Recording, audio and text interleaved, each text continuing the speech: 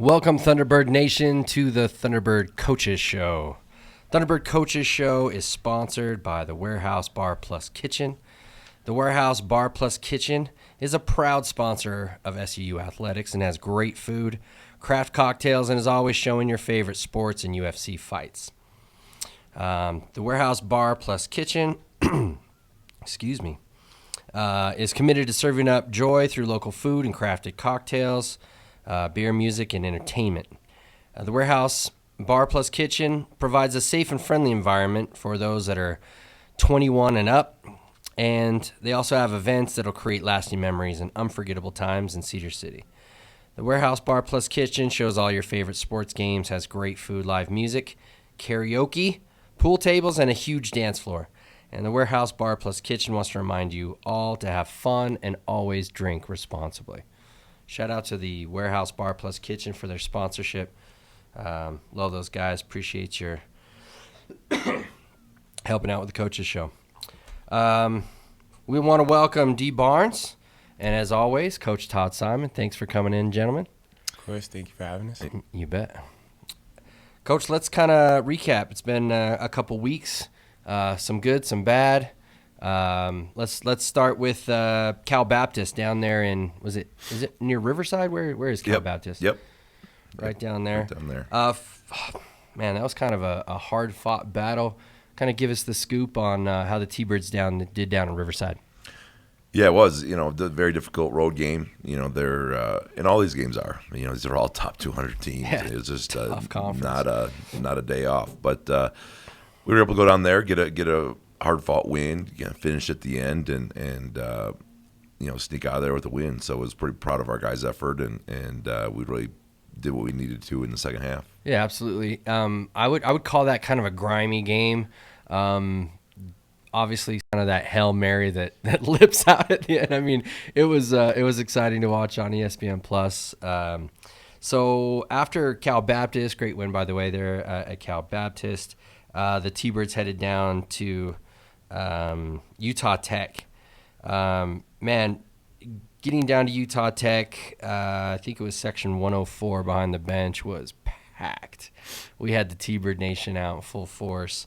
Let's do a quick flyby on Utah Tech. How did it go? What happened? Give us kind of first half, second half perspective. Yeah, it was a great crowd, great turnout. I think our fan base, our students, have been doing a great job coming out and supporting, which we appreciate. But we just got kind of behind the eight ball in that game, truthfully, and a little bit of those nights on the road when everything they're throwing up prayers at the end of the clock and they're going in. And, there's games, like we say, there's about 5 games a year where your opponent can't do anything wrong, and you got to figure out how to win those. And there's 5 games a year where you can't do anything right, and you got to figure out how to win those. And they were making everything, and we got behind the eight ball, with fouls and putting them on the line, and some of those things start to add up a little bit. Next, you dug yourself a hole. In the second half, we dug ourselves out of it, but you don't have enough time to put the cherry on top. So, but fortunately, we get them Friday, which will be a good redemption game for us. Yeah, we've got some payback, Cedar City. We need to dole out to those boys down in Utah Tech. So along those lines, let's just hit it real quick. T-Bird Nation, we need a sellout. We need an absolute chaotic atmosphere. I thought they did a good job down there. Their student section is probably as big as I've ever seen it. I will say, though, that when T-Bird Nation and the students and the community gets together, I still haven't seen an atmosphere like we have in Cedar City so far in WAC play. That's my opinion. I haven't been to every single. I've watched most of them. Obviously, Kansas was a different level, but yeah, I haven't seen anything like we were able to put it together the last UVU game, for example. So Thunderbird Nation. I'm not begging you. You don't need to be begged. But come on out. It's going to be crazy. Friday at 6 p.m. Yeah, we got some payback to dole out. So anyway, we went from Utah Tech, probably reviewed the tape and moved on quick after Utah Tech. And then we had Tarleton. Tarleton, I believe, correct me if I'm wrong, Coach, they put it on us down there. I think we lost another furious comeback. We got down early, came back into Tarleton. When we were down there in Texas, I think they beat us, maybe it was by 3 or 4, something like that. It was a real close game. How sweet was it to get those guys back on the floor and take one to them? Yeah, you always want to bounce back, and I thought we did a good job. That's a good team. They're beating a lot of people. I think they're undefeated or 10-1 or something like that at home. So it's really hard to win at their place, small gym, and they're just so physical, and so you got to overcome the physicality. And here at our place, we were able to match their physicality, and not back down from that. So that was a big win. Probably should have tried to move the game to Wednesday, in with the split week, having a road game on Saturday. But that's things you kind of learn with experience here in this league. A lot of the teams are moved a lot of their Thursday games to Wednesday, and these tight turnarounds make it a little bit tough, which I thought. But we kind of learned those lessons as we go along here, but it was a hard fought battle. But that's a tricky game to play as your first game because they are so physical and wear you down a little bit. I noticed, we talked about as long as we're, within the tractor beam range, we can reel people in and beat them at the end. Is that kind of stuff that you guys are earning in the summertime when you guys are running all those sprints and you guys are doing all that? D, what's it like to get that conditioning under your belt and then be able to rely on it late in games? I think that plays a huge part in us winning at home so much. Definitely when other teams come here, the elevation plays a huge part, and we do a lot of running and stuff like that. Definitely in the off season. So I think we go over situations all the time too. So down the stretch, that's why we're so good in situations, because we just practice them, and Coach really emphasizes. You know what's coming. You've been down there. You've practiced it, and so it's just a matter of execution. Yep, exactly. Nothing surprising you. You already know. Yep. Cool. And to wrap up the last 2 weeks, last Saturday at UVU, this is the first I've ever seen. It was their homecoming game because they don't have football, which is generally when you have a homecoming game in the fall. They push their homecoming game to their basketball season. And, they had a decent crowd. I wouldn't say it was anything to brag about, but they, for them, they definitely had it going. They had it rocking. Let's review the Utah Valley game on Saturday, Coach. Yeah, no, it's fun in-state rivalry. Obviously, they're doing a tremendous job sitting in first place, and respect what they do. And but we kind of came out. And, again, we a game of fouls. We just got in foul trouble. We got 10 fouls in the first 9 minutes of the game. Yeah. And, that takes Harry off the floor, took Mason off the floor. I think we had 5 guys with 2 at the half. And, so that kind of changes your whole game plan, your whole outlook, everything. You got to change on the fly. And, their physicality impacted us in the glass. And, when guys have fouls, you try to tone back your physicality because you're not trying to get your next foul, and I thought that really impacted the game.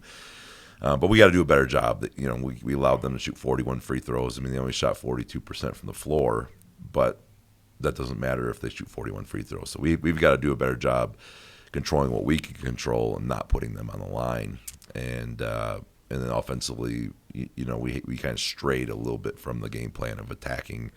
We wanted to attack them inside. We felt like we could score at the bucket, and we got a little away from that for stretches. Yeah, and do you feel like that is because they were calling those offensive charges? There was 2 in particular that, and we don't really talk about officials' aptitude here on the show, but there were a few questionable calls, especially down on that end. Did that kind of take the wind out of the sails? There's an aggressive nature to basketball, and if you feel like you've got the ball, you're driving to the rack, and you feel like there's they're going to call a charge. Does that change? Is that what changed? Is it tactical? What kind of threw that off? Well, as a player, if I'm sitting with 2 fouls, and I know if I drive in here, they're kind of these, calls are being called today. That's part of the subjective part of what the game is. Sure. That's why you play it, right? Is sometimes those are called, sometimes those are called one way, sometimes the other way, and sometimes there's no calls. So you kind of got to feel it out every game because it's been wildly different every game. As and I think that's not a criticism of WAC officials or anything like that. I think that's across college basketball. I think officials are frustrated too by a lack of the rule changes have really put them in a tricky position. Sure. And like emphasis from the NCAA saying we want to call it this way when maybe it hasn't been called that way last season. Yeah, and so you're making tough evaluations, and you got to, as a team, we've got to evaluate that. The first few minutes of the game, okay, they're calling this, they're calling that, but it does change you. All of a sudden, you don't want to drive in there. And that takes away your aggressiveness a little bit if you get an offensive foul or two. It's like, how many game plans can you have, right? Like you have a game plan going in, and it's sad, it's odd. I can understand if a team's playing you really tough, they're playing great defense, and that changes it. It's another thing if the refs maybe are calling a game a certain way, and that kind of completely throws you out of what you had prepared for during the week. And so, but that's I don't know. I guess that's why you get paid the big bucks, Todd. trying to solve those puzzles, right, on the fly. There's no question. Yeah, a little like jazz, got to improvise a little bit. Yeah. Okay, cool. Anything else on the UVU game? I just some notes that I had. We got down early again. That seems to be, especially on the road, something that we kind of. I'm not going to say we dig a hole for ourselves. Sometimes. Guys, we just get their best shot. Sometimes that's all it is they're trying to prove something to either their fan base or to themselves, and they come out with maybe a little extra fire in the belly. And then you mentioned the 41 free throws. I mean, it almost even got out of hand at the end. Like, I mean, they had to stop the game a bunch of times, lots of reviews. I mean, there wasn't really a good flow to the basketball game, I didn't think. And then I'll tell you what, they did have a really good pick and roll situation that I'm not sure his name. You'll have to help me out. Aziz, yeah. Bendengo, is that it? Yep. Yeah, Bendengo. Special player, obviously. They roll him off those picks straight to the bucket, and it's like you choose your poison, right? Are you gonna hedge that screen and stop the ball? Or are you going to go with the screener? I mean, it's good action. You guys defend it really well up here. You defended it pretty well down there too, but excited. Man, I mean, no foreshadowing, but at the WAC conference tournament, I would love to see the UVU-SEU matchup on a neutral court. I'd love to see it. So, I don't know. Who knows what's going to happen in the future? You can only control right now. So, any other words there on UVU? Nope. Just, grateful for everyone that drove up. I thought we had a very good student section again there. Yeah. I thought we had a great local support. Our section was filled up, and which is a sign that people are really on board with the program, that we're willing to make that drive on a Saturday for us. Absolutely. Yeah. I was there. It was a great time. Not necessarily the outcome that we would have hoped for, but it's great to see T-Bird Nation travel. At least in state, and make their presence known. It was fun times. Coach, we have a special guest with us. You brought your player. Why don't you introduce this athlete right here?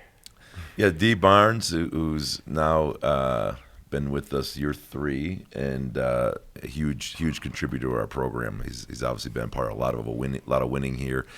One of just an amazing part of our culture.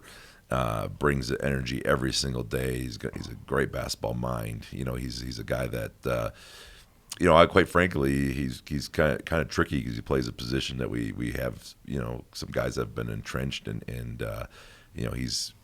he could be 1,000-point scorer in a lot of programs, and he's stayed here and just helped us become an elite program. Win. Yeah, and that's something that we truly value. And I think one day he'll be a heck of a coach if he chooses to do that because he just understands winning so well. But D. Barnes. D. Barnes, welcome, my man. I said my ma'am. I meant my ma'am. Sorry. Oh no, I'm gonna get fired. D Barnes, where are you from? I'm from Maryland. A small town, St. Mary's County. Population of about like 3,000. No if kidding. That. Yeah. Is it inland? Is it towards the coast? Give us an idea where it's at. It's like near the bay, the Chesapeake Bay. Okay. I live right there. Right like there. Literally. So you can look at ocean all day. Exactly. Okay. So that's how far you are. Cool. Yeah.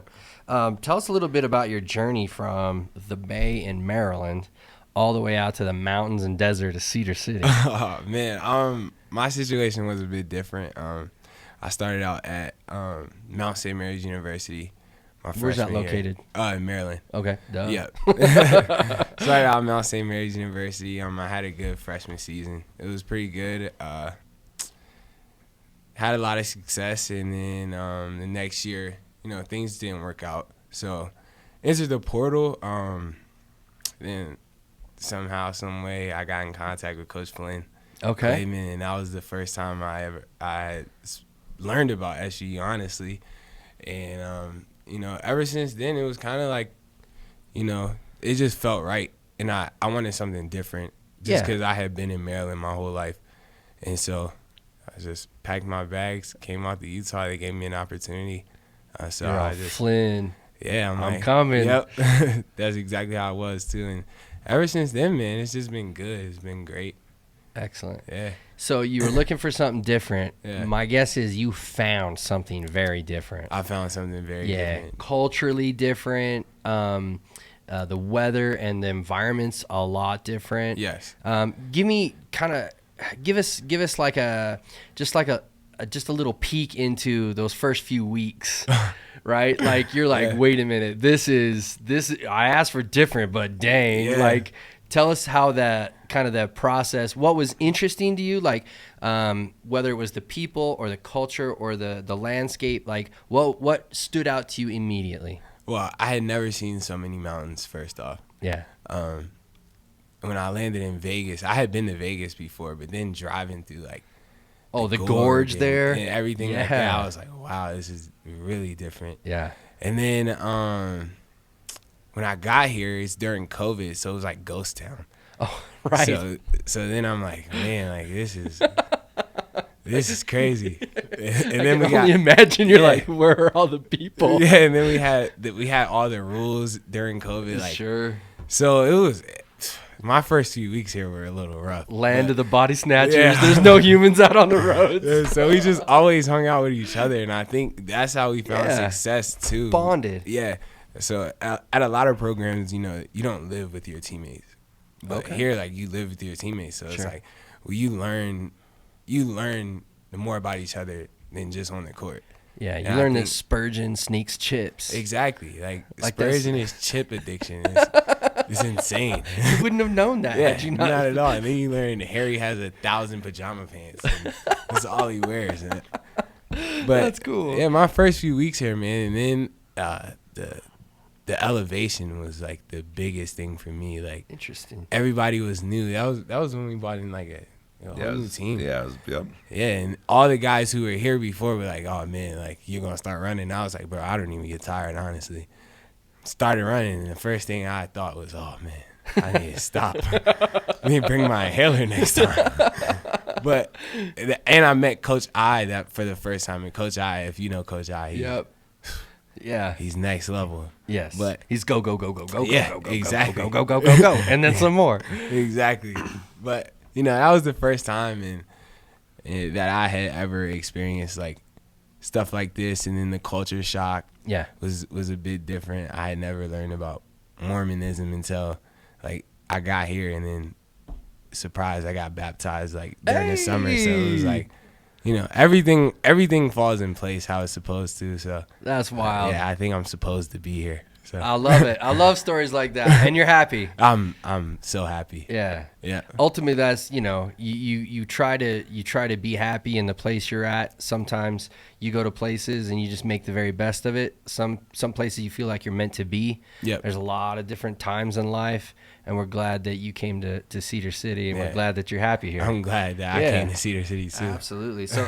hey, tell me, studies wise, here we're at SUU, you're student athletes. Yep. What are you studying, or have you already graduated? Or what's your I graduated in the fall. Congratulations. Yeah, What did you thank graduate Thank in? you. I got my degree in interdisciplinary studies. Interdisciplinary studies. Yep. So is that like a good base of lots of different? Yeah. So I dropped out of college, so you're gonna have to give me some knowledge here. What is interdisciplinary? Basically, I had a lot of credits in a bunch of different things. Okay. So we just basically, I had business marketing, a few management classes. So we just combined them and then. Perfect. Yeah. Yeah. Just like that. So you just had a nice broad-based education throughout lots of different subjects. Yeah, exactly. What was your favorite subject? What's something that you gravitate towards? Communication. Okay. I think I'm pretty good with people. So like, I would agree. Yeah. So I think just communication is like my. That connection Yeah. with other individuals, being able to communicate an idea or a thought to them. Yeah. Cool. Exactly. All right, I got a few getting to know you questions. What is your favorite food? My favorite food. Oh man, I would say. I mean, even if it's a couple dishes, you don't have to say just one. I really like. I love fried fish.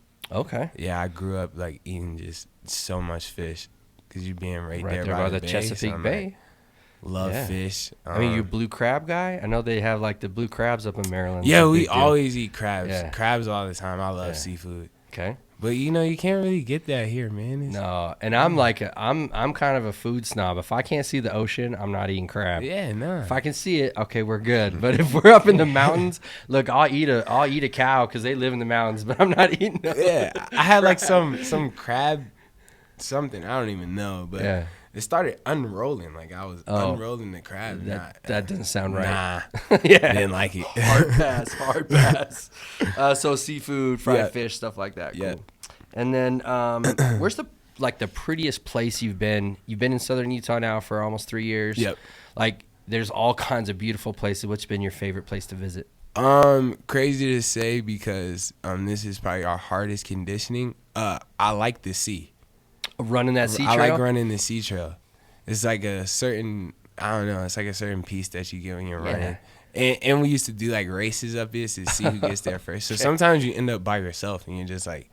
Because you beat everybody. Yeah, Is that a running by low-key yourself. brag right there? No. I never won. Okay. I never won. But I would end up by myself because I would be like right behind the winner. Yeah. You know? And then you turn around, you see that you whole see just valley. the whole city. Cool. You're like, man, this is nice. Awesome. Yeah. So the sea's a special place for you. The sea is definitely the prettiest place. And then what about like your favorite music? What do you listen to when you're just kind of trying to catch a vibe? I listen to country a lot. Okay. And You really did come to the Marlin. right place. Yeah. Right on. Yep. That's cool. Man, look, we appreciate you kind of taking that risk and coming all the way out to Southern Utah. Yeah. We're so glad that you came. You I'm got glad too, man. an infectious smile and a good way about you. Thank you. And we're glad that you've had a good time and found happiness here. That's great. Thank you. Man, anything else you guys want to talk to about D Barnes? Excuse me. No, before we move on. Yeah, we've been privileged to have him. Amen. Truly been a privilege for us. One of my favorite times, I go to all the home games, and when you guys come around the front row, you're always, win or lose, well, mostly win. You always are there smiling, happy, like, I don't know, man. It's just, if you want to know how to live a good life, just take a look at D Barnes. Take a look at D Barnes because he's a happy kid and he goes out about his business in the right way. Yes, sir. So Thank appreciate you, D. Thank you. Coach, we just have a few games coming up the next 2 weeks. We'll just go ahead and do a quick preview before we sign it off. Looks like February 17th. This is the big one.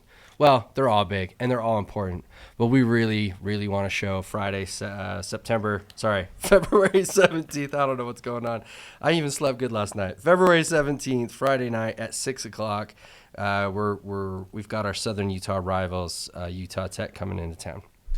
Yeah, big game, and obviously well attended last year, and we're expecting a sellout. So get your tickets soon. Early. Yeah, get them early, ladies and gentlemen. So you're not left out on this thing, but we certainly want to pack it to the rafters and get loud and have a fun experience. But only 3 home games left. That's right. That game, and then 2 in the final week of the season. So this special group of seniors, this is it. And they deserve the accolade. They deserve your attention and your attendance because they've been here. They've gone through all the conditioning. They won a lot of basketball games, Cedar City, so it's time to show your appreciation and be there for them here in the last stretch. After Utah Tech, we're on the road, headed down to Texas, February 23rd at I say it every time, University of Texas, Arlington. The UT gets me. I actually don't know much about them. I haven't seen them on ESPN Plus either to play. What are they like? What's their program like? Frenetic style. They're difficult at home, and they have some talent. They're just a little bit young on the young side, and made a coaching change last week. That's so what I was going to ask. Those teams are always dangerous because they can change their style, nothing to lose. So that's a tricky game, potential trap game, and then follow that up with Sam Houston, who's the highest net ranked team in the league, and playing very good basketball. Got it. Yeah, following up UT Arlington at Sam Houston. So, ladies and gentlemen, buy your tickets early. This Friday coming up, it's a beautiful time to be a T-Bird.